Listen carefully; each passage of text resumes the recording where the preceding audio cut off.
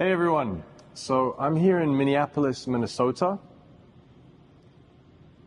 with Sean Jarvie,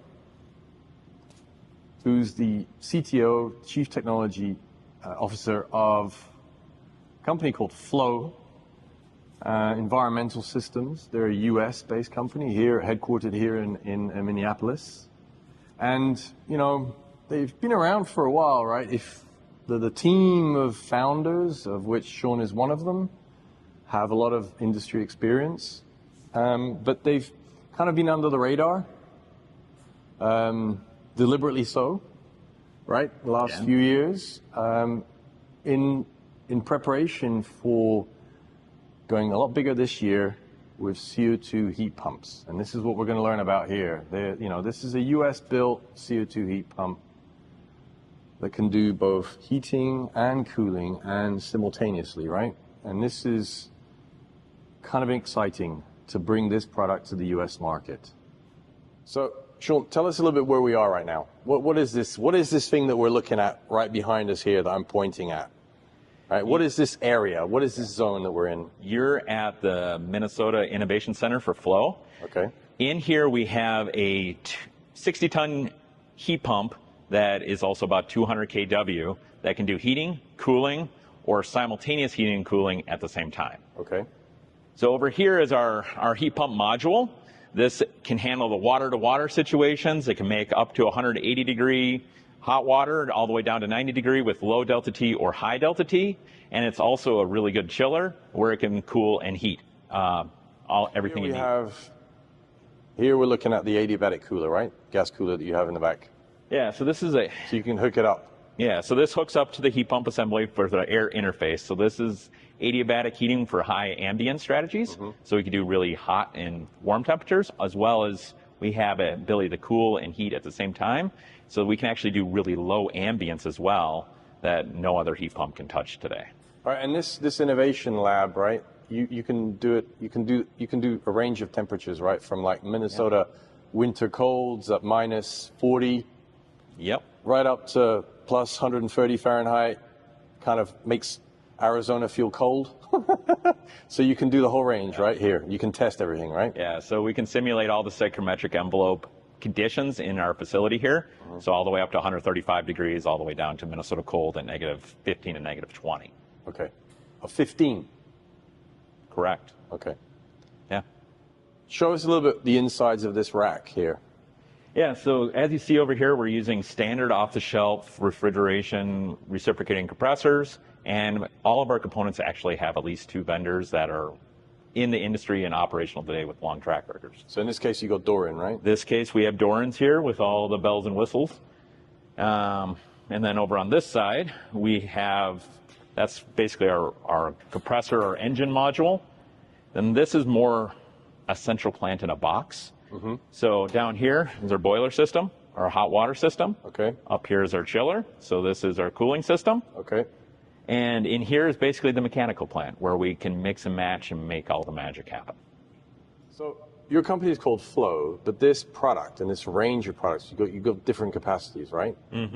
Going from how many tons to how many tons? We can go from 15 tons or about 50 kW all the way up to 120-ton modules or 400 kW. Okay, and this whole range has this name, Answer, right? What is that? I mean, because you know, the built environment, buildings are huge emitter of emissions, and I'm guessing the answer to decarbonizing all of that is this CO2 heat pump. You got it. Is that basically the branding here, the messaging behind this? Yeah, we kept working to find a name that works globally, but every time we kept coming down to it's an answer for another problem and another challenge that we were trying to solve. I'm like, hey, we got another answer, and you know what? Let's call it that. That's the answer. Let's embrace it. That's the answer. All right, it's subtle, but I like it. I like it. I see some tanks here, water tanks, and some live data. I mean, we turned off the system right now so that we could record, but just tell us a little bit here, please. Yeah, so this facility is built so we can simulate against any live load that we need to. So we can make up to 180-degree hot water all the way down to 38 with no glycol and colder with glycol. And we can simulate all the psychrometrics. So what you see back here is giant load cells with water systems, variable primary pumps, and mixing valves to make it all work. and we can stream everything to web apps and data log in real time for real-time commissioning. So just to finish up, I mean, obviously one of the questions you always get with CO2 heat pumps is it efficient for cooling and heating, right? And I think here, I wanted Sean to kind of share a chart that they have that kind of shows the performance of their solution, both for heating and cooling versus an HFO, commonly known HFO. These names suck, by the way, 454B, terrible branding. But the good news here is it's a PFAS, so it's kind of not going to succeed because it will get banned at one point.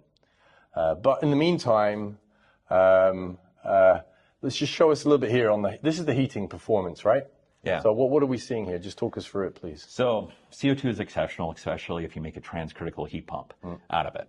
So when I first saw this, you get a 20 to 40% bonus in efficiency and capacity just by the transcritical nature. So this shows a 454B or any HFO. That's the red curve, right? It's the red curve. The blue is your solution. And we just jump up in performance there. And it makes it almost a no-brainer. This chart's going from -10 to 120 degrees. So that's the heating. So that's kind of like the obvious one. But then what's interesting is this, the cooling side. So tell us a little bit about this, because there's an extra element that you need to include here.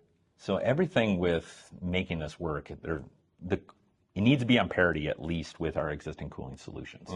So this shows... This is an important message, because for the ones who always say, it's only for the direct advantage of being CO2 that people buy this equipment. No. They're buying it because they want super efficient tech, both for cooling and heating, right? That's key. It's about efficiency. It's not just about the natural refrigerants inside. That's the starting point. Sorry, I didn't want to interrupt you, but it's a key message, I think.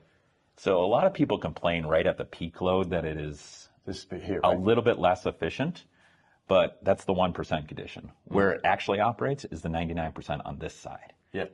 If you add in that adiabatic cooling option with it and some other high ambient strategies, it's on par, if not better, and with the best of the best out there on cooling solutions. You can make that work in any environment. So that's a no-brainer. And we're not even talking about ejectors here. No. Because that comes at a different price point. But I think what's interesting here is that you've got a solution, you've got some projects out, that we'll be hearing more about those in the next few months. Correct. And there's some projects that are going to be for cooling only. Yeah. CO2 heat pump for cooling only. Yeah. Right? Southern California. In Southern California. So that's going to be interesting. We'll hear about that and we'll write about it on naturalrefrigerants.com very, very soon. But the interesting message here that I get from you guys, Flo, is that,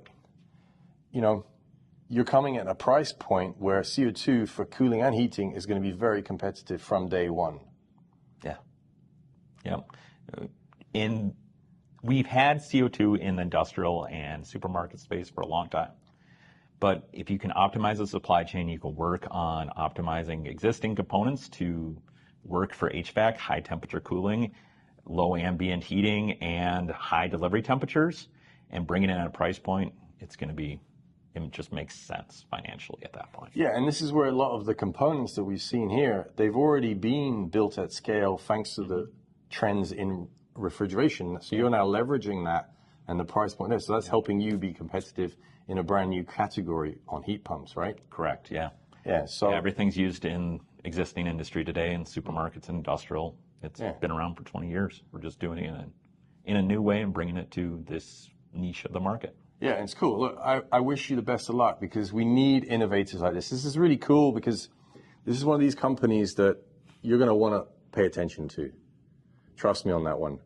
So I'm very happy that I was able to spend a bit of time with Sean and learn a bit more about their company, their vision, the tech that they have, the team that's behind this. So best of luck. Thank you. Appreciate it.